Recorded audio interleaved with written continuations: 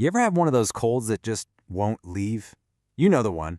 Your head feels like it's stuffed with cotton, you can't breathe right, and your whole face just hurts. Well, today, we are going to get right into that feeling and explain what is actually going on behind all that pressure and pain. Yeah, that feeling, it is so common. It's that deep, throbbing pressure right behind your eyes, in your cheeks, that just makes you want to curl up in a dark room for a week. Millions and millions of people go through this every single year. So where's the line, right? When does a really miserable cold cross over into a full-blown sinus infection, what doctors call sinusitis? That is the big question we're going to answer. So let's start with what's physically happening inside your head. Okay, so to understand what goes wrong, we first got to look at how things are supposed to work. Let's talk about your body's built-in cleaning system.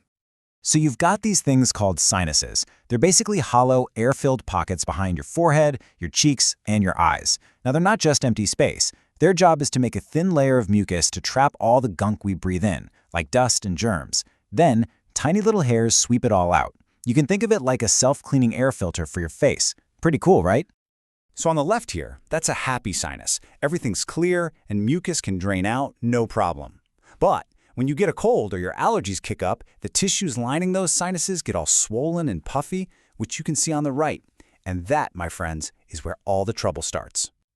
It's a pretty simple but really nasty chain reaction. First, that swelling blocks the tiny little doorways that let the mucus out, so the mucus gets trapped with absolutely nowhere to go. It basically turns into a stagnant swamp. And what loves a warm, damp swamp? Bacteria. They start multiplying like crazy, which leads to an infection, causing even more swelling, and boom, that's where the pressure and pain come from. Now, you should know there are two main flavors of this. You've got acute sinusitis, that's the short-term visitor. It usually pops up after a cold and is gone within a month. Then there's chronic sinusitis. This is the one that moves in and won't leave. We're talking symptoms that drag on for more than 3 months, usually because of this stubborn, long-term inflammation. All right, so how can you tell the difference when you're in the thick of it? Let's break down the classic telltale signs that your stuffy nose has become something more. Doctors will often look for what they call the big three. First, you've got that thick yellow or green mucus. It's not pretty. Second, a serious blockage where you feel like you just cannot breathe through your nose at all. And third, that classic facial pain and pressure that feels even worse when you bend forward. But, there are some sneakier clues to watch out for, too. You might notice you can't really smell or taste your food anymore. You might have bad breath that just won't go away. That's from the infection. And here's a really weird one, tooth pain. The roots of your top teeth are literally right underneath your biggest sinuses. So when those sinuses are full of pressure, it can feel exactly like you have a toothache. It's a super common symptom that sends people to the dentist when they really need a doctor.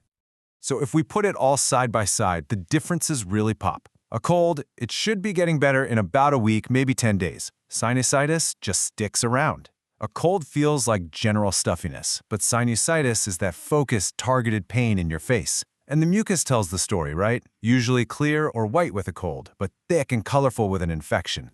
Here's a great rule of thumb to remember, the 10-day rule. If you are not feeling any better after 10 days, it's probably sinusitis. Also, watch out for something called double sickening. That's when you start feeling better from your cold, and then all of a sudden you get way worse again. That's a classic sign that a secondary bacterial infection has crashed the party. Okay, enough about the misery. Let's get to the good stuff. What can you actually do to get some relief? Let's talk action plan. So your first line of defense is right at home. Things like saline rinses, maybe with a neti pot, they are a total game changer because you're physically flushing all that thick gunk out. Breathing in steam from a hot shower can help loosen everything up, and of course, over-the-counter decongestant pills can help shrink that swelling. But, and this is a big one, a critical warning right here, those medicated decongestant sprays you can buy, they work amazingly fast, I know. But if you use them for more than 3 days in a row, your nose can actually get addicted to them. When you stop, the swelling comes roaring back, sometimes even worse than before. It's a nasty cycle called rebound congestion. So 3 days max. Now, if you've passed that 10-day mark and you're still miserable, it is time to see a doctor. They can figure out if it's a bacterial thing and maybe prescribe antibiotics. Just remember, antibiotics do absolutely nothing for viruses. A doctor might also give you a steroid nasal spray. Now that's different from the decongestant sprays. It works over time to calm down the inflammation itself. And for those of you dealing with that chronic, long-haul sinusitis, the approach is more about long-term management. That might mean getting allergies under control, using those steroid rinses every day. Or, in some cases, even looking at minor surgery to fix a structural issue, like a deviated septum that's blocking things up. Okay, now we have to talk about the serious side for just a moment. Look, most of the time, sinusitis is just really, really annoying and painful. But in very rare cases, if an infection is left untreated, it can actually become dangerous. And the reason for this risk is just simple anatomy. Your sinuses share thin, bony walls with your eye sockets, and they sit directly underneath your brain. So while it's super rare, a really aggressive infection has the potential to spread to these very critical areas. So it is absolutely vital that you know these red flags. If you have sinus symptoms, plus a severe headache that won't quit, a high fever, a stiff neck, if you feel confused, or if you see visible swelling or redness around your eyes, that is a medical emergency. Don't wait. Don't call your doctor's office. Go straight to the ER. Look, sinusitis is awful, but you don't have to just suffer through it. Let's just quickly recap the key steps you can take so you can get on your way to breathing easier again. Your path forward is pretty clear. First, identify your symptoms so you know what you're dealing with. Then, start with that at-home care. Saline, steam, all that good stuff.